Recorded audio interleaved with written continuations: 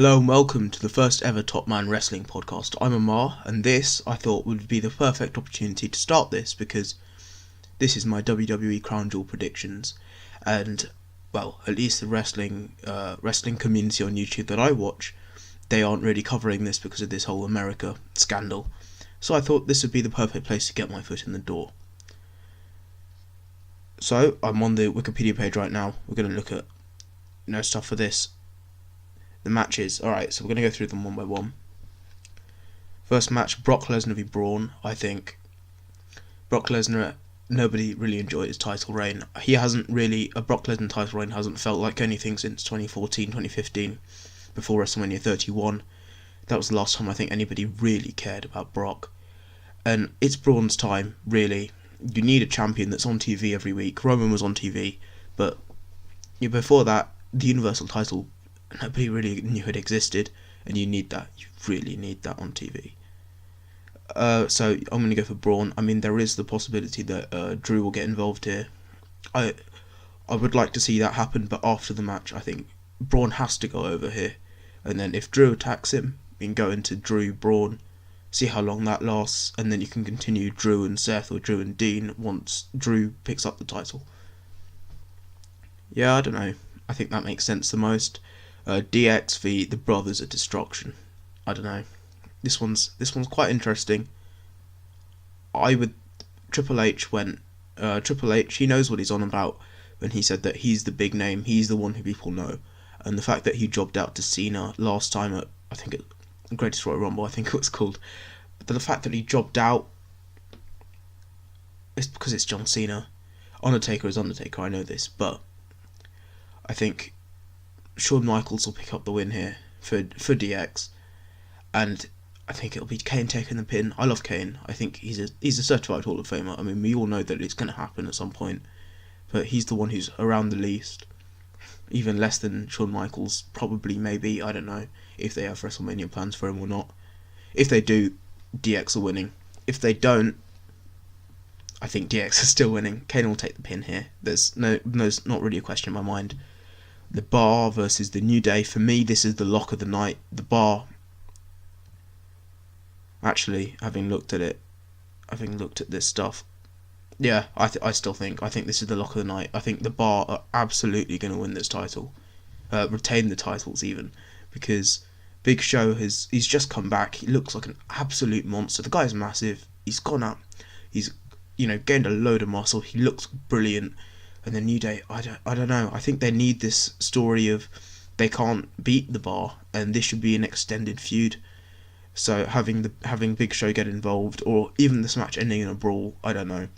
But you need this feud to be extended, and the Bar winning, I think, is a good way of doing that. Either way, the Bar retaining is what's best for business here, because let's face it, you take these two teams and the Usos, the SmackDown tag division is non-existent.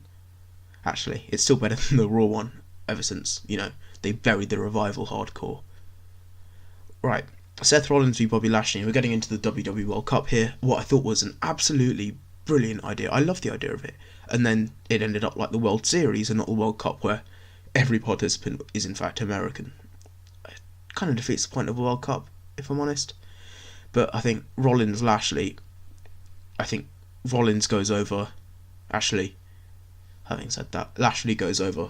Dean Ambrose interference, Lashley goes over.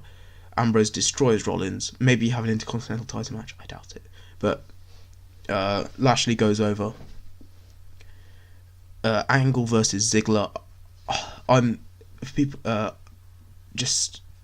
Ziggler is my favourite wrestler of all time, and people may ask me why. It's because I wasn't so keen on him until 2013, that Royal Rumble, where he came in, he dropped that promo, and then Jericho came out, and then he was always just on the edge, but he kept that cockiness. That was what really drew me to Dolph, if I'm honest.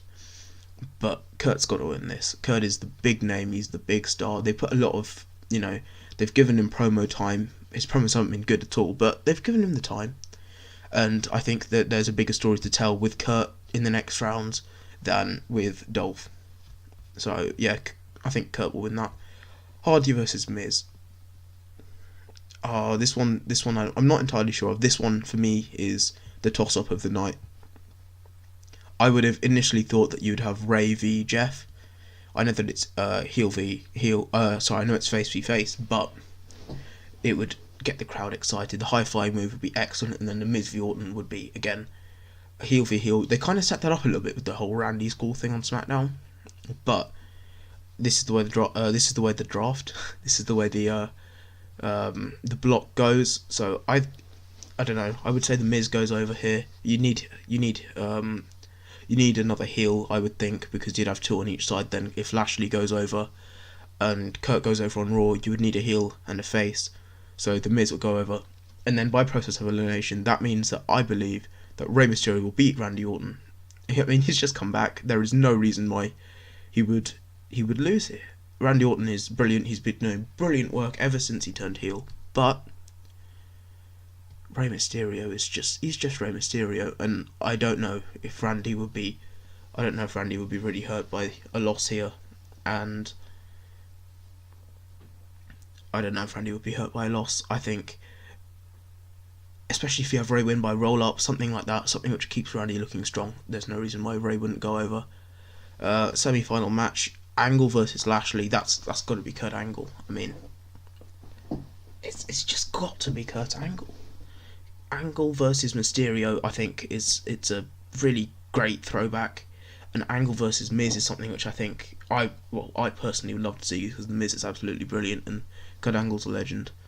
And there's just no reason for Bobby Lashley to be here. I think had it been John Cena like was originally planned, before he pulled out, I think then we probably would have seen John Cena versus Ray. But I think Angle goes over here.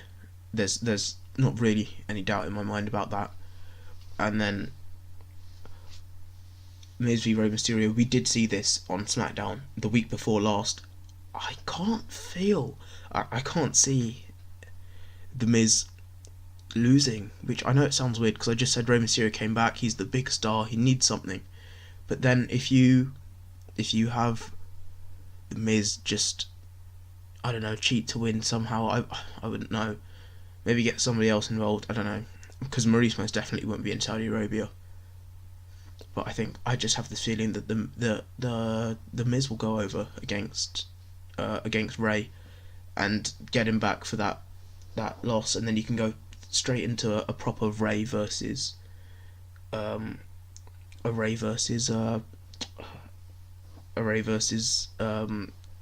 Miz feud that would be until Survivor Series, have it blow off a couple of weeks beforehand maybe, or keep it going. I don't know. You need Ray doing something really. And then the final for me then is Angle versus Miz, and this is either way. I would think that because of the way that the title scene is sorted out, I don't think Angle versus Strowman's going to happen, or Angle versus Lesnar, even though as much as I don't want Lesnar to win the title, Angle versus Lesnar would be a great throwback. Maybe we'll see Lesnar doing another shooting star press, because we all know how well that went last time. But I think the Miz goes over. Miz gets into a feud with AJ Styles, maybe gets that going, and then we'll end up somewhere around WrestleMania with Miz versus Daniel Bryan. I that's what I hope, at least. I hope that goes till Mania, and that necessitates the Miz. The Miz winning this tournament, getting a title opportunity, and maybe Bryan gets involved with that. I don't know. Maybe showing that he's got a little more of that nasty streak than Miz gave him credit for, even though everybody seems to have forgotten the Daniel Bryan that choked out, was it Justin Roberts with his tie? It was, the Nexus was great. Anyway, I think that makes sense. And then the only other match left on this card, it's not a big card. I don't know how they're going to fill out 4 hours of space. I mean, this World Cup might take a little bit of time, admittedly, and then they might overbook the hell out of DX v the Brothers of Destruction. But the final match, at least on Wikipedia, it states that AJ Styles versus Samoa Joe for the WWE Championship. As much as I think Joe needs to win the title, if he's going to keep his credibility, that air of legitimacy he has, he needs to start picking up these big wins. But then, I want to see him win, but AJ will win. I like AJ. Samoa Joe needs to win this. He won't, because I just don't think that's going to happen. I think that if you go Ray versus Miz, and then you get the US title in that somehow, I wouldn't know. And then you can have Joe involved in that, and then maybe Joe can pick up the title, drop it again to Ray, and then Ray almost for a little while. I would love to see that. Anyway, Joe needs to pick up a title. I don't think it's going to be this title. It's going to be AJ. Keep it going to Miz. So I'm just looking at the time. It's got to be over 10 minutes. I think everybody knows about YouTube. I think if AJ doesn't win this title, match, it's going to hurt him, because he's beaten so many top guys. He made Samoa Joe tap out, and then just to lose to him in Saudi Arabia, where it doesn't really seem canon except from that Lesnar Braun match. It doesn't seem to make much sense. That, and the maths states that Samoa Joe will lose because he stood tall with the title belt, which all but guarantees that he won't win. That's Saudi Arabia, the WWE Crown Jewel event. I'm really hoping that it's a good show. I don't really have a problem with watching it, because it is a wrestling event at the end of the day. It is a wrestling event. So I watch all the WWE I can. I don't know. It's just an odd one, really. The views on this won't be high, but the way that they can really get back at people is by having this be an absolutely amazing show, and it needs to follow what happened at Evolution, because if this show is worse than Evolution, people are just going to kick off, because you can't have an all-women's pay-per-view which was absolutely brilliant. Some of the matches on there were absolutely class, and then you have this Saudi Arabia show. There are no women allowed, and then the matches are crap. It's just not a good idea.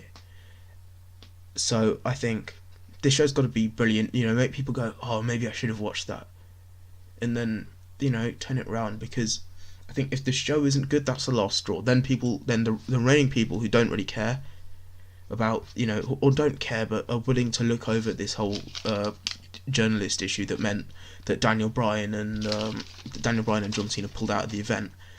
People who looked over that, why would they then bother to go and watch the next Saudi Arabia show? Sorry, I'm fiddling or something. Why would they then go and watch the next Saudi show? I don't see the point. So I don't know. It's got to be a good show. There are my predictions. Thank you very much for watching. I will be post Crown Jewel. I will be doing a review of it. It streams at about 4 p.m. GMT on Friday, which is probably tomorrow if I upload this on the Thursday. I will be doing a review of that. Make sure you stick around and check that out on my channel. Thank you very much. This has been the Top Man Wrestling Podcast. We'll see you next time.